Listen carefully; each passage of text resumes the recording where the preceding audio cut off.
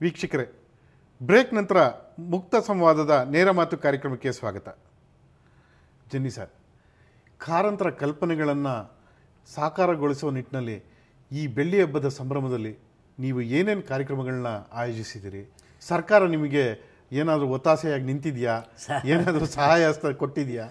Sir, ಒಂದು ಮೊನ್ನೆ ತಾನೇ ನಾವು ಅದು 26 ವರ್ಷ ಮೀರಿ ಕಾರ್ಯ ನಡೆಸ್ತಾ ಇದ್ದೇವೆ.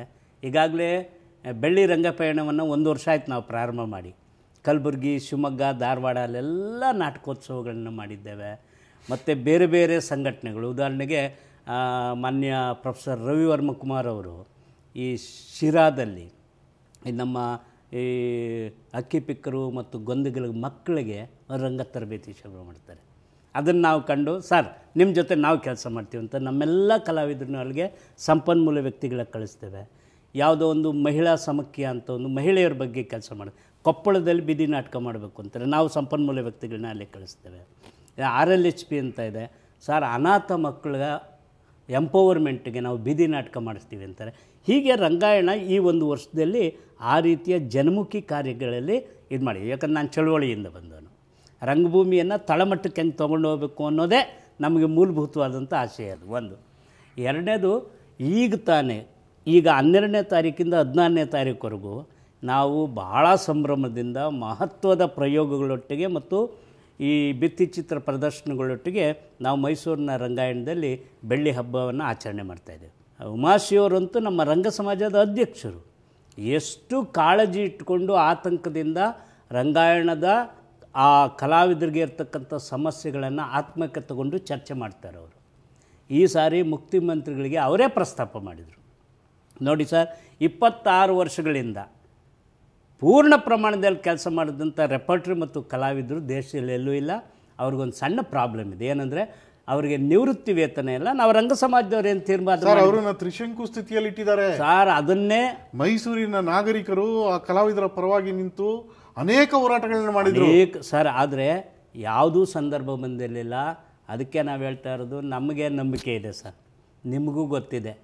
94ರಲ್ಲಿ ನನಗೆ ಚೆನ್ನಾಗಿ ನೆನಪಿದೆ, ಕಲಾವಿದರೆಲ್ಲರೂ ಕೂಡ ನಿರಾಶಾದಾಯಕವಾಗಿ ರಂಗಾಯಣ ಮುಚ್ಚಬೇಕು ಅನ್ನೋ ಸ್ಥಿತಿಯಲ್ಲಿ ಬಂದಾಗ GH ನಾಯ್ಕರು, K ರಾಮದಾಸ್, ದೇವನೂರು ಮಹಾದೇವ್ ಮಾನ್ಯ ಆರ್ಥಿಕ ಮಂತ್ರಿಗಳನ್ನ ನೋಡಿದ್ರು. ಅವಾಗ ಫೈನಾನ್ಸ್ ಮಿನಿಸ್ಟರ್ ಇದೇ ಸಿದ್ದರಾಮಯ್ಯನವರು ಹಣಕಾಸು ಸಚಿವರು ಸರ್. ಅವಾಗ ಕನ್ನಡ ಮತ್ತು ಸಂಸ್ಕೃತಿ ಇಲಾಖೆ ಹೊಣೆಯನ್ನ MP ಪ್ರಕಾಶ್ ಅವರು ಹೊತ್ತಿದ್ರು.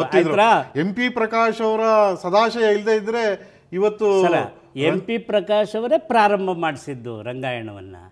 ನಾವು ಆತ್ಮದಿಂದ ಇವತ್ತು ಅತ್ಯಂತ ಗೌರವದಿಂದ ನೆನೆಸ್ತೇವೆ.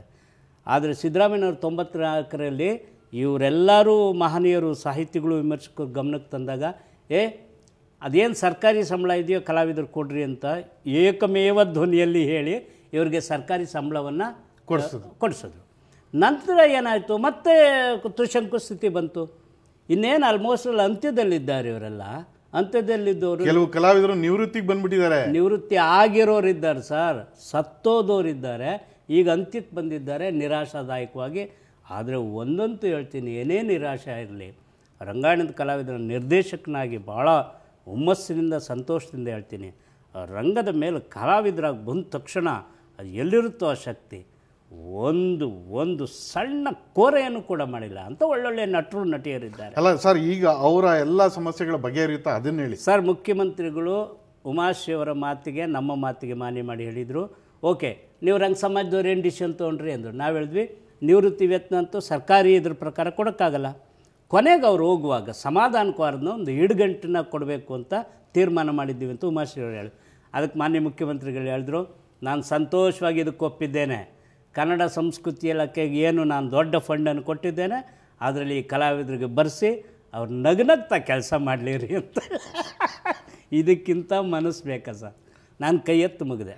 ಜನಾರ್ದನ್ ಸರ್, ನೀವು ರಂಗಾಯಣದ ಕಲಾವಿದರ ಸಮಸ್ಯೆ ಬಗೆಹರಿತು ಅಂತ ಹೇಳ್ತಾ ಇದ್ದೀರಿ. ಇದೇ ಸರ್ಕಾರ 4 ಕಡೆ ಬೇರೆ ಬೇರೆ ರೆಪರ್ಟರಿಗಳ ಮಾದರಿಯಲ್ಲೇ ರಂಗಾಯಣದ ಶಾಖೆಗಳನ್ನ ಆರಂಭಿಸಿದೆ. ಧಾರವಾಡದಲ್ಲಿರ್ಬೋದು, ಶಿವಮೊಗ್ಗ, ಕಲಬುರಗಿಯಲ್ಲಿ, ಮತ್ತೆ ಈ ಕಾರವಾರದಲ್ಲೂ ಮಾಡ್ತೀವಿ ಅಂತ ಹೇಳ್ತಾ ಇದ್ದಾರೆ. ಆದ್ರೆ ಅವು ಯಾವ ಫುಲ್ ಫ್ಲೆಡ್ಜ್ ಅಲ್ಲಿ ಕೆಲಸನೇ ಮಾಡ್ತಾ ಇಲ್ಲ ಸರ್. ಹೆಸರಿಗೆ ಮಾತ್ರ ರಂಗಾಯಣದ ಶಾಖೆಗಳು.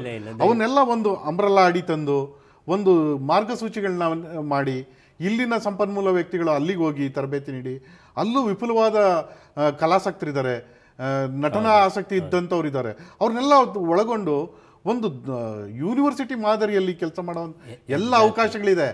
ಆದರೆ ಅದಕ್ಕೆ ಈ ಮೈಸೂರಿನ ರಂಗಾಯಣ ಒಂದು ಚಿಮ್ಮು ಹಲಗೆ ಆಗಬೇಕಾಗಿತ್ತು. ಎಲ್ಲೋ ಒಂದು ಕಡೆ ಆ ಕೆಲಸ ಆಗ್ತಾ ಇಲ್ಲ ಅಂತ. ಇಲ್ಲ ಸರ್ ಒಂದು ದಯವಿಟ್ಟು ಕ್ಷಮಿಸಿ, ನಾನು ರಂಗ ಸಮಾಜದ ಒಬ್ಬ ಸದಸ್ಯಯಾಗಿ ಹೇಳ್ತಾ ಇದ್ದೇನೆ. ಆದರೆ ಎಷ್ಟು ಕೆಲಸ ನಡೀಬೇಕಾಗಿತ್ತೋ ಅಷ್ಟು ಕೆಲಸ ನಡೆದಿಲ್ಲ ಅನ್ನೋದನ್ನ ಪ್ರಾಮಾಣಿಕವಾಗಿ ನಾನು ಒಪ್ಕೋತೇನೆ. ಒಬ್ಬೊಬ್ಬ ನಿರ್ದೇಶಕರು ಸಣ್ಣ ಸಾಮ್ರಾಟರ ತರ ಆಗ್ಬಿಟ್ಟಿದ್ದಾರೆ ಅಂತ. ಶಿವಮೊಗ್ಗ, ಇದು ಧಾರವಾಡ, ಯಾಕಂದ್ರೆ ಕಲಬುರಗಿ ಹೋದ ವರ್ಷ ಮಾತ್ರನೇ ಆಗಿದ್ದು. ಈಗೇನು ಮಾಡಿದ್ವಿ ಅಂದರೆ ಕಲಾವಿದರನ್ನ ಆಯ್ಕೆ ಮಾಡಿ ರೆಪರ್ಟ್ರಿಯ ಕಾರ್ಯವನ್ನು ತಕ್ಷಣದಿಂದ ಚುರುಕುಗೊಳಿಸಬೇಕು ಅಂತ ರಂಗ ಸಮಾಜದಲ್ಲಿ ಈ 2 ತಿಂಗಳಲ್ಲಿ ನಾವು ನಿರ್ಧಾರ ತಗೊಂಡ್ವಿ. ಈಗ ಆಯ್ಕೆ ಪ್ರಕ್ರಿಯೆ ಎಲ್ಲ ಮುಗಿದಿದೆ ಸರ್. ಆದರೆ ನಾನು ಇವತ್ತಂತೂ ಹೇಳ್ತೀನಿ, ಮೈಸೂರು ರಂಗಾಯಣ ಅದೊಂದು ಗಣಿ. 26 ವರ್ಷ ಅಂತಾರಾಷ್ಟ್ರೀಯ ರಾಷ್ಟ್ರೀಯ ಮಟ್ಟದ ನಿರ್ದೇಶಕರುಗಳಿಂದ ತಯಾರಾಗಿರ್ತಕ್ಕಂಥ ಭಾಳ ದೊಡ್ಡ ರಿಸೋರ್ಸ್ ಇರೋರು. ನಾನು ಸಂಪೂರ್ಣವಾಗಿ ಸಹಕಾರ ಕೊಡ್ತೀನಿ. ಯಾವುದೇ ರಿಸೋರ್ಸ್ ಪರ್ಸನ್ಸ್ ಅಂದರೆ ನಾವು ಇಲ್ಲಿ ಸಿದ್ಧಗೊಳಿಸಿದಂಥ ನಾಟಕವನ್ನು ಅಲ್ಲಿ ತೊಗೊಂಡೋಗಿ ಪ್ರದರ್ಶನ ಮಾಡೋದು, ವರ್ಕ್ಶಾಪ್ಸ್ಗಳು ಮಾಡೋದು, ಮತ್ತು 2-3 ತಿಂಗಳು ಯಾರಾದರೂ ಅಲ್ಲಿಗೆ ಅವಶ್ಯಕತೆ ಯಾವುದಕ್ಕಾದರೂ ಬೇಕು ಅಂದರೆ, ಯಾಕಂದರೆ ನಮ್ಮಲ್ಲಿ ತಂತ್ರಜ್ಞರಿದ್ದಾರೆ, ಬ್ಯಾಕ್ ಸ್ಟೇಜ್ ವಿಪುಲವಾದ ಮಾನವ ಸಂಪನ್ಮೂಲ ನಿಮ್ಮಲ್ಲಿ. ಮೈಸೂರು ರಂಗಾಯಣ ಯಾವತ್ತೂ ತಯಾರಿದೆ. ಅದನ್ನು ನಾವು ರಂಗ ಸಮಾಜದಲ್ಲೂ ಹೇಳಿದ್ದೇವೆ ಮತ್ತು ಆ 3 ರಂಗಾಯಣಕ್ಕೂ ಹೇಳಿದ್ದೇವೆ. ನಮ್ಮನ್ನು ಎಲ್ಲ ಸಮನ್ವಯದ ಕೊರತೆ ಇದೆ ಈ 3 ನಿರ್ದೇಶಕರುಗಳ ನಡುವೆ ಅಂತ. ಸರ್ ಒಂದೇನೆಂದರೆ ನಾವು ಬೇಕಂತ ಅದನ್ನು ಇಂಡಿಪೆಂಡೆಂಟ್ ಬಾಡಿ ಮಾಡಿದ್ದೇವೆ. It is not unit of Mysuru. ಅದು ಮೈಸೂರಿನ ಯೂನಿಟ್ ಅಲ್ಲ ರಂಗಾಯಣಗಳು. ಅದನ್ನು ಇಂಡಿಪೆಂಡೆಂಟ್ ಬಾಡಿ ಮಾಡಿದ್ದೇವೆ. ಮಾಡಿರೋದು ಒಳ್ಳೇದು. ಮಾಡಿದ್ರಿ ಸರಿ, ಆದರೆ ಅವಕ್ಕೆ ಏನು ಬೇಕಾಗಿತ್ತು ಮೂಲ ಸೌಕರ್ಯಗಳನ್ನ ಒದಗಿಸ್ಲಿಲ್ಲ ಸರ್. ಇದು ಒದಗಿಸಿದ್ದೇವೆ ಸರ್, ಕೇಳಿ. ಯಾಕಂದರೆ ನಾನು ಅದರಲ್ಲಿ ಮಾತ್ರ ಅತ್ಯಂತ ಅಂದರೆ ಟ್ರಾನ್ಸ್ಪರೆಂಟ್ ಅಂತ ಕರೀತಿರಲ್ಲ, ಈವನ್ ವಿಮರ್ಶೆ ಮಾಡೋದ್ರಲ್ಲೂ ಯಾವುದಾದ್ರು ಸರಿ ಇಲ್ಲ ಅಂದರೆ ಸರಿ ಇಲ್ಲ ಅಂತ ಹೇಳೋನು. ಈಗ ಸದ್ಯಕ್ಕೆ 1 ಕೋಟಿ ರೂಪಾಯಿನ ಸರ್ಕಾರ ಬಿಡುಗಡೆ ಮಾಡಿದೆ. ಅಂದರೆ ಪ್ರಾರಂಭದ ಹಂತದಲ್ಲಿ ಕೆಲಸವನ್ನು ನೋಡಿ. ನಮಗೆ ಸುಮ್ಮನೆ ದುಡ್ಡು ಕೊಡಬೇಡಿ, ನಾವೇ ಹೇಳ್ತೀವಲ್ಲ ಸರ್ಕಾರಕ್ಕೆ, ನಮಗೆ ಸುಮ್ಮನೆ ದುಡ್ಡು ಕೊಡಲೇಬೇಡಿ. ನಾನು ನನ್ನ ರಂಗಾಯಣ ಮೈಸೂರಿಗೆ ಕೇಳಿದೆ 25 ವರ್ಷದ ಹಿಂದೆ ಶುರುವಾದಾಗ ಸ್ವಲ್ಪವೇ ಜಾಗದಲ್ಲಿ ಸ್ವಲ್ಪವೇ ಆ್ಯಕ್ಟಿವಿಟಿ ಇತ್ತು. ಈಗ 12 ಪಟ್ಟು ಹೆಚ್ಚಾಗಿದೆ. 12 ಪಟ್ಟು ಹೇಳ್ತಾ ಇರೋದು ಸತ್ಯ ಕೂಡ. ದೇಶದಲ್ಲೇ ಒಂದು ರೀತಿಯ ಪ್ರತೀಕವಾದಂಥ ರಂಗಭೂಮಿಯನ್ನು ಸೃಷ್ಟಿ ಹೆಂಗೆ ಮಾಡೋದು ಅಂತ ನಾವು ಹೇಳ್ತೇವೆ. ಯಾಕಂದರೆ ಪುಣ್ಯ ಆಗೋ ಲೇಖಿರೋದು ಅಂದರೆ ಯಾವುದೋ ಆಡಿಯನ್ಸ್ ಕೂತ್ರೆ ಅವನಿಗೆ ಲೇಖು ಮತ್ತು ಒಂದು ದೃಶ್ಯ ಸಂಯೋಜನೆ. ಜನಾರ್ದನ್ ಅವರೇ, ನಿಮ್ಮ ಜೊತೆ ಚರ್ಚೆ ಮುಂದುವರಿಸ್ತೀನಿ. ಈಗ ಒಂದು ಬ್ರೇಕ್.